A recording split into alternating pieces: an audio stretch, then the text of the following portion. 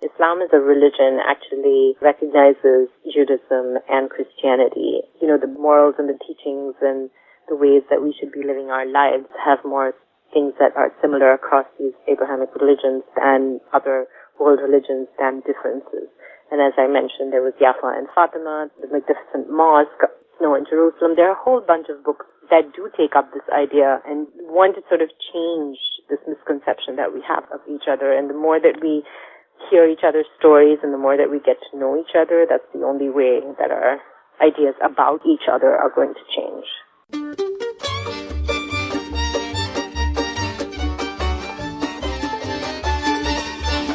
This is the Book of Life. I'm Heidi Rabinowitz. Sadaf Siddiqui and Gauri Manglik are the co-creators of Kitab World, a website that promotes South Asian children's books. Within their website, they created a campaign called Counter Islamophobia Through Stories, similar to the Love Your Neighbor campaign that I worked on to help bring Jewish books to all readers. And they even turned their campaign into a book called Muslims in Story. Listen now as Sadaf joins me to talk about the Kidlit of our sister religion.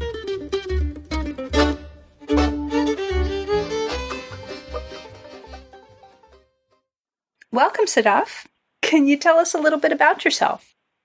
Thank you, Heidi, for giving us this opportunity to talk to you and be on your wonderful podcast. I'm talking to you from sunny California. It's nice and bright and hot, and it's not so great for me because I'm fasting during the month of Ramadan. So I'm really looking forward to breaking my fast today later in the evening. And also a little bit more about myself is that I am the co-founder of an organization called Kitab World, where we advocate for South Asian representation in children and young adult literature. Let's talk about Kitab World. First of all, what is a kitab? What does that mean? So we've taken the word kitab, which in a number of Eastern languages actually means book. So the literal translation would be a world of books. And my co-founder and I, Gauri, who unfortunately couldn't be here with us today, we founded it to put the spotlight on narratives and stories that are of South Asian origin that we want to showcase and introduce to children and schools and libraries to sort of make up that whole world of multicultural and diverse books. How did Kitab World come to be? My co-founder and co-author, Gauri Manglik, and I, initially when Gauri and I started our company, it was really that we were looking for books that represented our own children. We didn't see a lot of them around us in our libraries, in our schools, because we both are from India, and so we have a strong connection back home, and then there's also a very strong publishing industry in India. We'd always be able to find books from India, or even once in a while we'd find a book. There was a book I remember by Lee Indo called Hot Hot Roti for Dadaji, which we spotted in our library, and we were so excited to find these books for our own kids. We sort of thought that it must be something that other parents also look for, to see themselves and their children represented in the books that they read. So we wanted to create a space for parents or teachers or librarians or other educators who are looking for these kinds of books and sort of be like a one-stop shop. And we wanted to have a curated collection of these books so that it would make it easy for any kind of educator to find these books, to include them in their classrooms and curriculum. Now, through Kitab World, you have a campaign called Counter Islamophobia Through Stories. And I want to talk about that, but not all South Asians are Muslim. No, in fact, we define South Asia as a fairly broad set of countries, places like India, Pakistan, Afghanistan, Nepal, and Sri Lanka. And we also include Burma and Bhutan just for geographical proximity. South Asia has a whole number of diverse religions. I mean, Muslims are just one part of it, but there are Hindus, Sikhs, Christians, Buddhists. We have a subsect of the Hindu religion called Jainism. So there are a lot of other religions and a lot of other countries that make up South Asia. So not all South Asians are Muslim. Okay. So what inspired you to create the Counter Islamophobia Through Stories campaign? So in November of 2016, when the results of the election that was held between Donald Trump and Hillary Clinton came in, I think a lot of us were just sort of stunned at the results. And we had seen a campaign that was really driven by hate and by vilifying the others, whether it was Muslims or immigrants. I think the idea that there was such a great divide in the country was kind of a surprise for us. We saw a lot of people were just despondent and depressed by these results, but we wanted to try and flip that around. We wanted to try and show people that there was a way to do something positive. So we work in the field of children's literature. And so because that was our forte, we thought, okay, how can we do something that can change people's ideas about what Muslims are like and who they are, and this misinformation that was being passed on, stereotypical images and all of that. We wanted to flip that on its head and change the narrative. And so that's why we began this Counter Islamophobia Through Stories campaign, which we launched in January of 2017. And the idea was to see Muslims as, I mean, it sounds strange to say, but like everyday normal people doing normal things. And what we did essentially in the campaign was to curate all these books that we had come across in 4 different kinds of book lists that any teachers, librarians, educators, parents could just use in their classroom on a day-to-day basis, which would show, you know, Muslim kids doing regular things like trying to be on the baseball team or figuring out whether they can or they should or they want to go to the prom or not. So everyday, day-to-day things that we all could relate to. So what we did was we divided them into 4 distinct categories. One, which is called Muslim Kids as Heroes. We wanted to use literature to create long-term systemic change. And the idea was that once children have a deeper and broader understanding of common shared experiences, that's when they learn about and understand people from other cultures and that they can connect with them. And that, in effect, reduces the othering of people. Our second book list, which was Inspiring Muslim Leaders and Thinkers, we did that to question this idea of the clash of the East and the West and the clash of civilizations, but we really wanted to show that there is a more intertwined history of the East and the West. That's why we really wanted to bring about a focus on Muslim leaders who've worked in the past during the Muslim Golden Age, people like Ibn Haytham and Ibn Sina and all these kind of inventors around that time who actually contributed a lot to the Western canon eventually. And also more recent Muslim leaders, of course, Malala, but also people like Muhammad Yunus who started the microcredit movement. So there's a way to see that their history plays a role in our understanding of the past and whose history gets told and how does it get told, to sort of question those ideas. The third was Celebrating Islam. There's so much misinformation about Islam and Muslims out there. And for children, a way to get involved in understanding another culture is usually through festivals and food. So we wanted to showcase sort of the diversity and the history and traditions within Islam. And the last book list that we curated was Folk Tales from Islamic Traditions. It's interesting to know that there are so many Muslim traditions which are oral stories that are familiar all across the Muslim world. And a number of these folk tales are very different from Western folk tales, so it's important to give people a different perspective.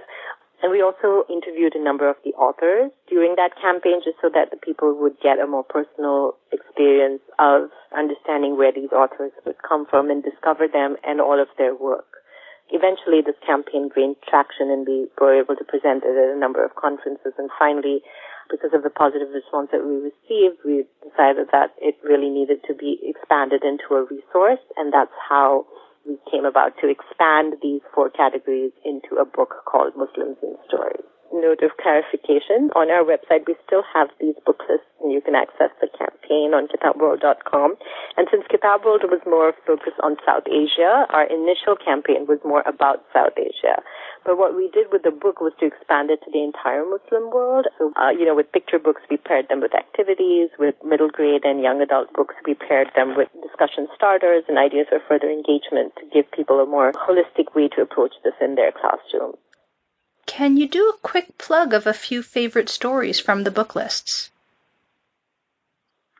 Oh, wow. Yeah. We have over 150 plus stories, and it's sort of like asking who's your favorite child. Right. but everyone knows you always have a favorite child, right? Like that's the secret no one tells you.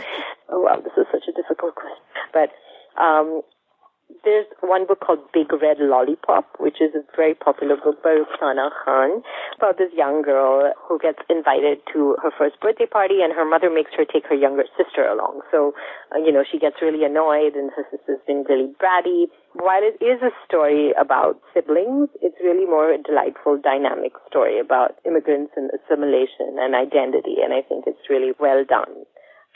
A chapter book that we really like is called A Long Pitch Home.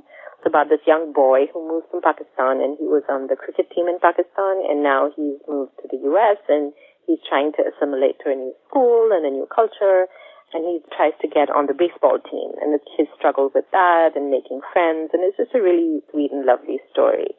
And in a similar vein, we have this book called A Tale of Highly Unusual Magic, which is more of a fantasy tale with two girls, one in Texas and one set in Pakistan.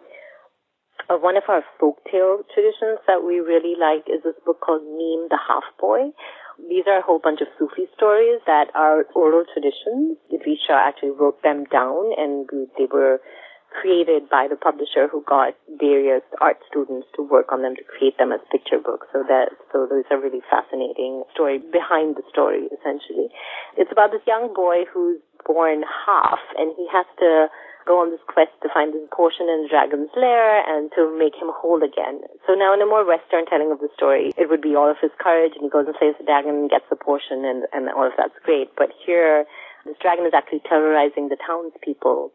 And so this boy goes and talks to the dragon, figures out what the dragon's problem is, and actually they have like a peaceful negotiation, and they are able to exchange the portion for what the dragon needs. And it's just a great way of what we talk about, altering perspectives and different ways of problem solving. So we think that one is a real fun one. And we have a whole bunch of interfaith books as well, which are an important piece of our book list. I don't know if you've heard of this book called Yafa and Fatima, Shalom Salam. Oh, yes. I've interviewed the author of that book on the podcast. Yeah, so it's a really great book about these two young girls, one who is Jewish and one who is Muslim, and how they're neighbors and good friends. It's just a sweet tale of compassion, really, for everyone in this day and age to learn from. Along with that, we have a whole bunch of young adult novels. One that I really like is called A Girl Like That by Tanaz Patena, and it's about these 4 teenagers in Saudi Arabia. And it's really interesting to get that perspective because you don't really have many stories coming out of there. And it's interesting to note that issues that teenagers all over the world face are similar to what those teenagers in Saudi Arabia face as well. So it's just a really interesting window into their lives. And I mean, we have over 150 titles. This is just a little bit of a sampling of all of them. Are the books all aimed at an English-speaking audience?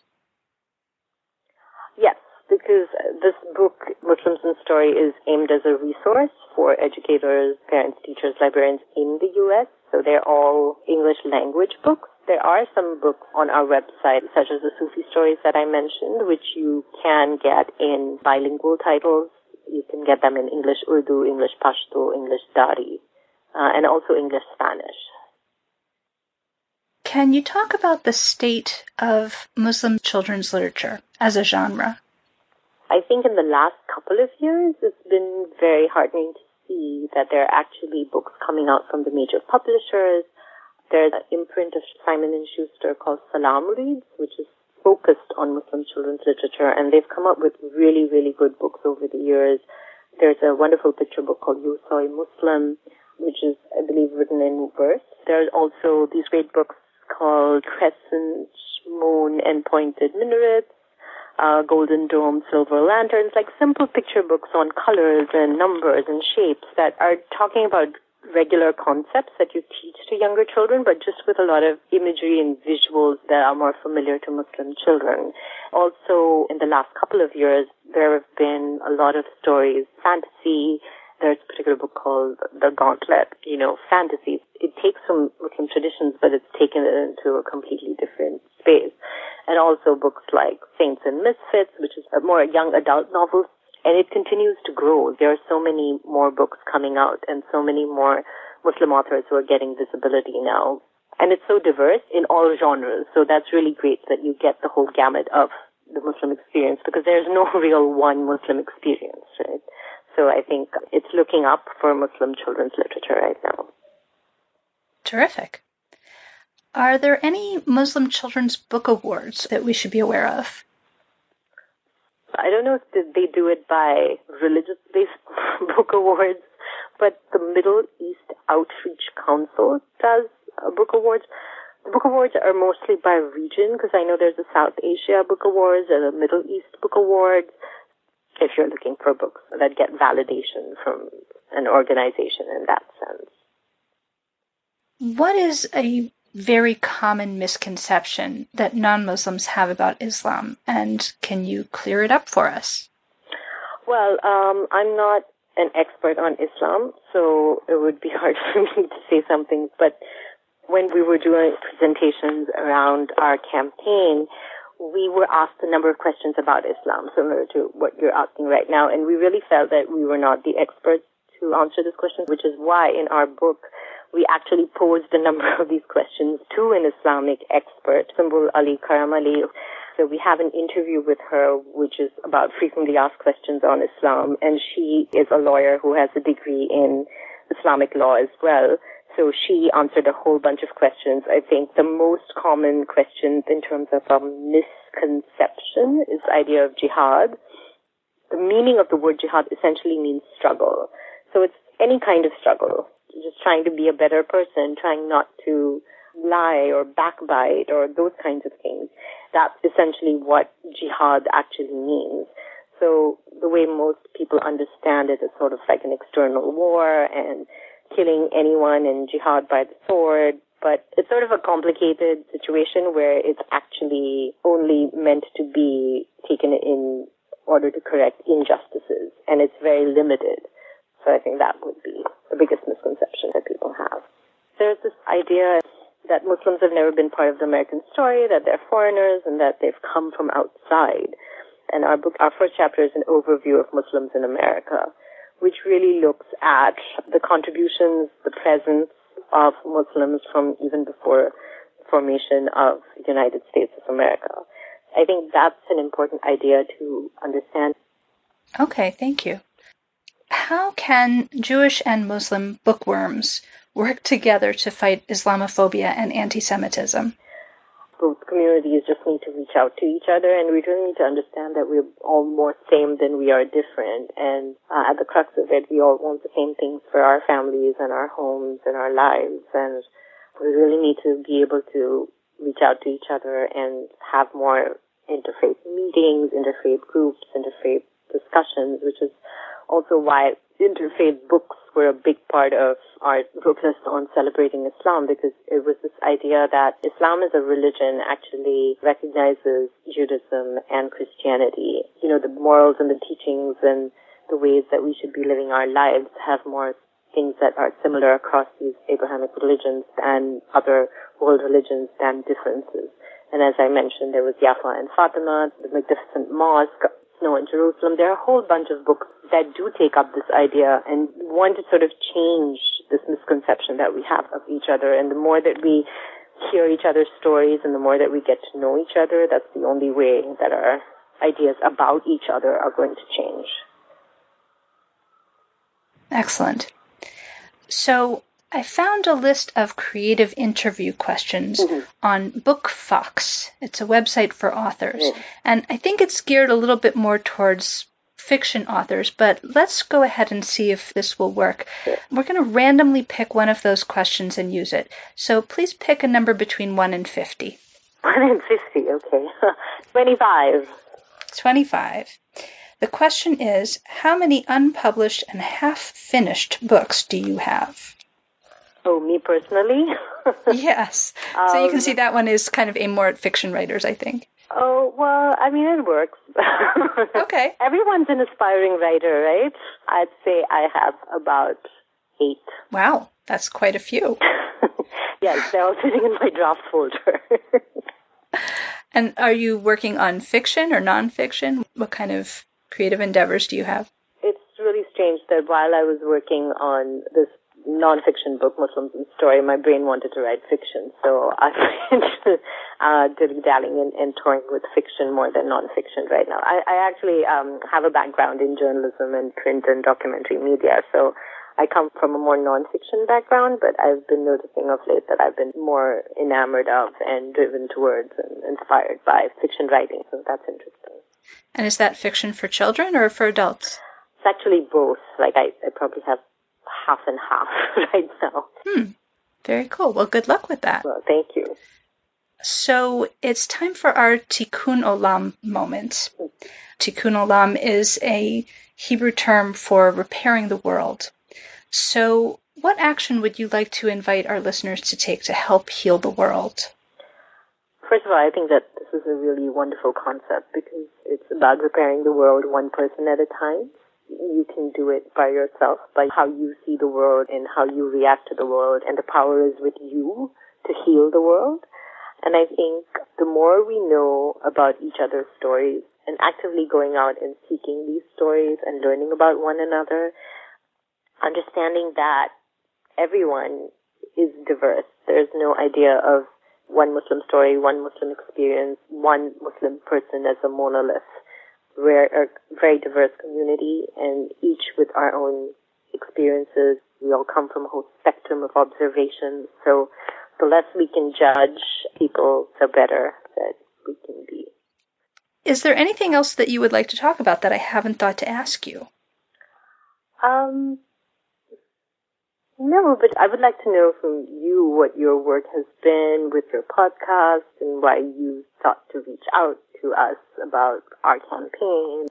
I think everyone is a bit concerned about growing incidents of anti-Semitism and Islamophobia around the world. So just to know your perspective and how you're thinking about all these things. Yeah, thanks for asking. Yeah, so in October of 2018, I'm sure you remember, there was a shooting at a synagogue in Pittsburgh, and it was very shocking because it was just sort of out of the blue, and so many people were hurt and were killed. And so in response to that, some librarian friends and I were responding the way librarians do. We were like, well, what books can we offer to grieving people who need a book to comfort them? So other children's librarians and I were talking online, and we were brainstorming titles, and rather than focus on titles about anti-Semitism, we decided to look for books that would be more empowering and kind of push back against that. So books of people befriending each other across the divide, bridge building books. And books that explain Judaism, because we're children's librarians, and we were thinking in terms of preventing somebody from growing up to be like that shooter by giving them stories that would help them understand other people and empathize with people who are different. And we came up with so many titles that we ended up proposing it as a project to the Association of Jewish Libraries. So for the association, we created this series of book lists, and we called it Love Your Neighbor.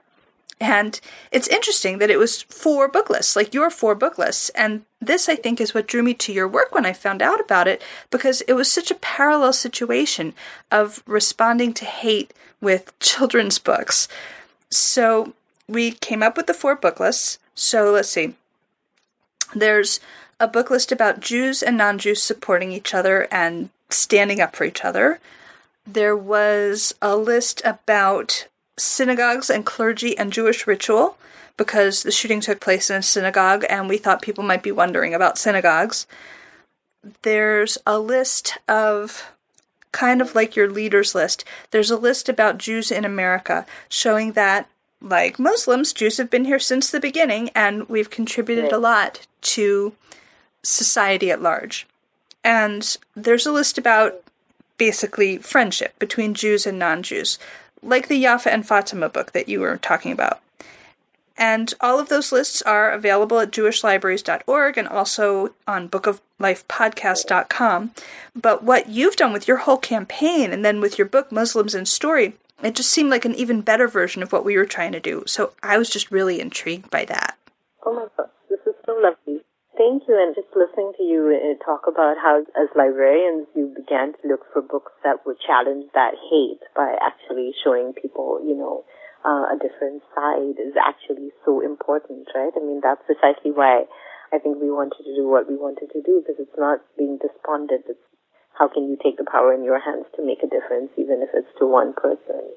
And so fascinating to hear the parallels between what you did in your work and what we did in ours, too. Yes, exactly. And I think that we felt empowered by doing this. We did it not just for the readers, but for ourselves, because rather than bemoan the terrible state of the world, we felt like we were taking some kind of positive action. Right. Oh, how lovely. So nice to hear you speak about your work. Thank you. How can listeners find out more about your work? If you follow us on social media, Facebook, Twitter, Instagram, Pinterest, that's Kitab World, Kitaab World, WORLD. You'll see that we come up with new curated book lists on diverse topics. We also have a page which talks about our Counter-Islamophobia Through Stories campaign and Muslims in Story on our website. And on our website, too, you could download the first chapter of the book and have a look at the index and see which books are mentioned in our curated resource. Our book is available on the ALA store. I think a lot of the listeners know that ALA means the American Library Association. Right. Excellent. This has been terrific and so interesting because I feel like it's just such a parallel situation. It is. I think it's lovely because then these kind of ideas stay and they resonate, and that's the way to reach people, right? Through stories, through others' experiences, and that's the only way you're going to change people's ideas of the other. Right. Sadaf Siddiqui, thank you so much for speaking with us. And do you say Happy Ramadan? Is that the way to say it? Yes, Ramadan Mubarak, although we're hoping to come to the end of Ramadan. So if you say Eid Mubarak, which is Happy Eid, that would be great, because that's all we're looking forward to now for the next couple of days. Eid Mubarak. All right. Thank you so much, Heidi. Wonderful to speak with you. This is Heidi Rabinowitz, host of The Book of Life, and I want to dedicate the upcoming live show episode to all of you listeners who give me an excuse to have so much fun creating this podcast. Seriously, thanks for listening.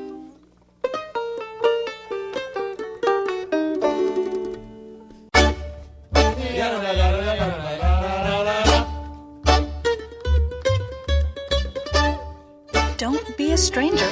Say hi to Heidi at 561-206-2473 or bookoflifepodcast@gmail.com. Check out our Facebook page or our Facebook discussion group, Jewish Kidlit Mavens. We are occasionally on Twitter, too. There are lots of ways to support the show through Patreon and through donations to our home library, the Feldman Children's Library at Congregation B'nai Israel of Boca Raton, Florida. You can find links for all of that and more at bookoflifepodcast.com.